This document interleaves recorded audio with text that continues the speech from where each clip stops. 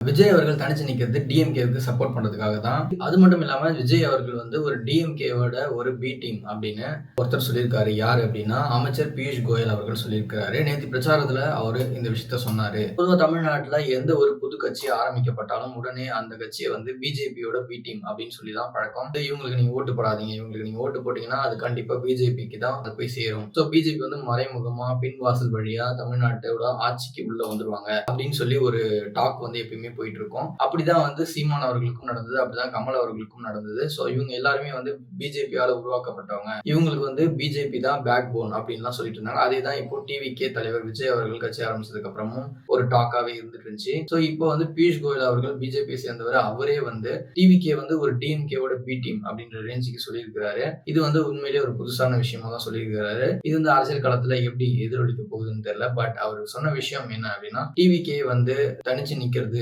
எதுக்காக அப்படின்னா டிஎம்கேவுக்கு சப்போர்ட் பண்றதுக்காக தான் அப்படின்னு சொல்லியிருக்கிறாரு. அது மட்டும் இல்லாம அவர் இன்னொரு விஷயம் சொன்னாரு. பிஜேபி மற்றும் ஏடிஎம்கே இவங்களுக்கெல்லாம் அவர் ஒரு இன்ஸ்ட்ரக்ஷன் கொடுத்திருந்தாரு. என்னன்னா, டிஎம்கேவுக்கு நீங்க வந்து சப்போர்ட்டா எந்த விதத்திலையும் ஓட்டுகள் போயிடக்கூடாது. அந்த மாதிரியான ஓட்டுகள் போறத தடுக்கிறதுக்கான வேலையை நீங்க பாருங்க அப்படின்னு இவங்களோட கூட்டணி கட்சிக்காரங்களுக்கு சொல்லியிருக்கிறாரு.